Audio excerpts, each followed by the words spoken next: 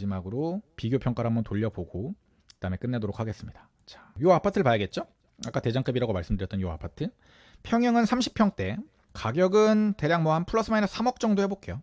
여유롭게. 지금 이제 호갱노노 가격이 워낙 이제 좀 틀어져 있다 보니까 좀 여유 있게 보는 게 좋을 것 같습니다. 이 정도로 보겠습니다. 15억.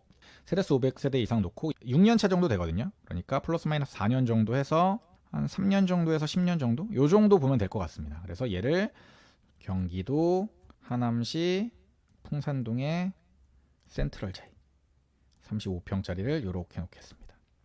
이게 쭉 서울, 경기, 인천의 동네별로 이게 나온다. 그래서 하남이 어디 있었냐면 여기 있죠? 하남시 쭉 내려보면은 망월동, 풍산도, 선동 요쪽이 이제 하남비사 신도시라 그랬는데 한 게 광명 쪽. 그다음에 좀 가면은 이쪽에 이제 중계동, 공릉동 요쪽 나왔고 이거 장완동, 휘경동 요쪽도 이제 비교 가능하고요. 그다음에 의왕 여기 포일동 있는 데가 내손동 있는 그 근처였거든요. 내손동 그다음에 지축지구 뭐 이런 데들. 그다음에 일산 동구 뭐 이런 데들 한번 보겠습니다. 일단 동구 뭐 서구 비슷하긴 한데 이쪽들 한번 볼게요. 자, 그럼 제가 아까 맨 처음에 말씀드렸던 광명 정도부터 한번 볼게요. 광명이 사실 여기인데 이쪽에 잡히는 게 없죠. 근데 제가 아까도 말씀드렸지만 연식이랑 이제 잡아서 그런 건데 연식에 따라서 좀 다릅니다. 근데 제가 봤을 땐 요런 단지들과 비교가 가능합니다. 여기도 이제 GTX 호재도 있고 광명 이쪽에 호재가 되게 많습니다. 보면은 신안산선도 있고 굉장히 광명역이 여기 이케아도 있고 뭐 롯데 몰도 있고 코스트코도 있고 되게 좋은데 교통으로 따지면 여기 굉장히 좋은데 규모 자체가 작은 거죠. 근데 연식은 이제 17년식이고 여기도 이제 공원 같은 것도 있고 이런데 요런 데 한번 비교해 보겠습니다. 광명역 파크자 이런 데 한번 볼게요. 광명역 파크자이 이렇게 봤을 때는 거의 이제 뭐 전세 가격도 그렇고 비슷비슷하게 가다가 얘가 막 높이 올라갔다가 지금 푹 떨어지고 뭐 이런데 그냥 평균적으로 봤을 때는 거의 평균선 그려보면 비슷할 겁니다.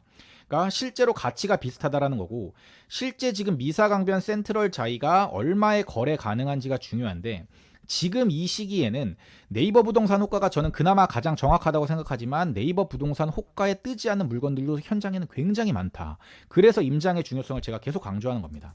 실제로 제가 아까도 말씀드렸지만 실제 거래 가능한 게 1억 이상 차이 나는 물건들이 많아요. 그래서 이것만 믿으면 안 된다. 손품보다 손품을 팔고 임장을 가는 활동들이 지금 반드시 필요하다.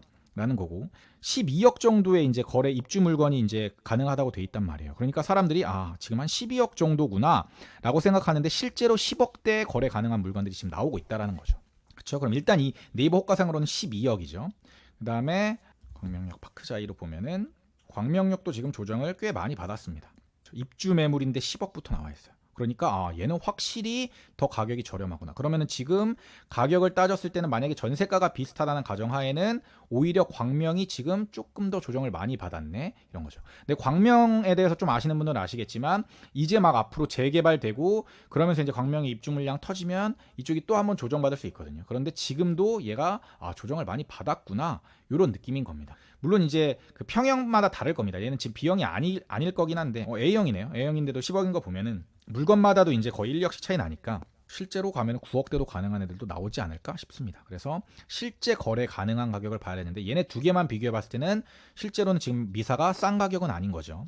근데 하나만 보면 안 되죠. 여러 개 봐야 되는 거고 제가 계속 말씀 많이 드렸었던 단지죠. 지금 많이 조정받은 애 원래 엄청 고평가됐던 얘를 한번 비교 평가해 볼게요. 포일동이죠. 아까 나왔던 이겁니다. 이걸 보여드리려고 그런 거예요. 사람들이 이때 샀다라는 거죠. 이때 호가는 막 이때 나와 있었을 거예요. 다른 데들도 호가는 좀 비슷했겠죠. 근데 안 찍혔죠. 근데 원래 가격이 낮게 찍혀있던 애가 이만큼 찍혀있으니까 이때는 사면 안 됐었다. 그럼 지금 얘는 지금 얼마에 나와 있을까? 지금은 얘도 조정을 많이 받았습니다. 이사 협의가 가능한 물건이 11억대 나와 있으니까 얘도 10억대에 지금 거래가 가능한 겁니다. 그러니까 가격대가 거의 비슷하다고 보면은 거의 지금 줄을 맞춰 서 있는 건데 얘가 제일 지금 저렴한 거. 이게 시기별로 다 다른데 8월달 일산 특강할 때 이게 저평가 순위예요. 8월 30일 기준으로. 그때는 미사가 1등이었어요. 물론 이 가격 자체도 네이버 호가 기준이었습니다. 그런데 이때 그 기준이 뭐였냐면 이때는 전세가가 좀 버티고 있었었는데 전세가가 실제로 떨어지면서 얘가 평가 순위가 이제 밀리는 겁니다. 지금 3개월 만에. 그래서 물론 지금 이제 이따가 원시티 해보면 원시티가 제일 비쌉니다. 그래서 얘가 지금도 제일 고평가 순위에는 높은데 이때는 얘가 3위였는데 지금 이게 얘가 이제 1위가 되고 얘가 이제 뭐 2위가 1, 2위가 거의 비슷하겠죠. 그러면서 이제 가격대가 얘네들이 거의 비슷비슷해졌습니다. 그래서 전세가가 얘가 많이 내려오면서 지금 저평가 순위에서 밀리는 거죠. 매매할 수 있는 가격도 중요하지만 전세가의 여부도 되게 중요하기 때문에 이 저평가 순위를 그렇게 매겼던 겁니다. 제가 지금 말씀드리고자 하는 거는 이게 순위가 계속 바뀐다는 거예요. 순위가 고정 불변이 아닙니다. 그래서 임장을 많이 다녀야 되고 순간적으로 판단을 잘해야 된다. 순간적인 판단이라는 거는 내가 여기에 입지를 알고 저기에 입지를 알고 이 가격을 알고 저 가격을 알면은 어떤 가격이 금매 가격인지, 내가 구하는 물건이 좋은 물건인지 아닌 물건인지, 좋은 동인지 아닌지를 다 판단하고 나서, 그리고 나서 최종 결정을 내릴 수가 있다라는 거예요. 그래서 지금 이런 물건들도 얘는 11억부터 가능하구나. 그럼 얘도 실제로 가가지고 좋은 동에 좋은 호수가 10억대에 가능한 게 있나? 얘 지금 전세가는 얼마지? 이런 것들을 종합적으로 고려한 다음에 매수를 고려할 수 있다는 거죠. 일산에 가면은 이런 단지들 있죠. 원시티 3총사, 그 다음에 꿈의 그린. 이런 애들이 지금 2블럭, 원시티 2블럭 이런 애들을 비교 평가를 해보는 거예요. 이렇게 비슷하게 가다가 팍 튀고 올라간 거예요.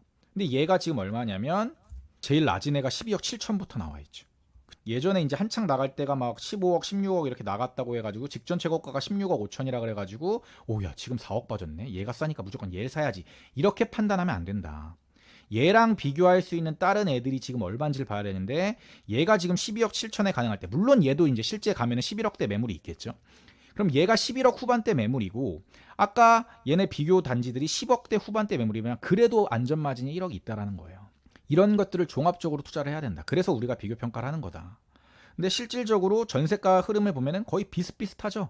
원래 전세가는 왔다가 이게 그 증폭이 심하니까, 이게 폭이 심하니까 그런데 요 정도 흐름이면은 실거주 가치가 얘네들이 다 비슷하다고 볼 수 있다라고 생각을 하는 겁니다. 저는.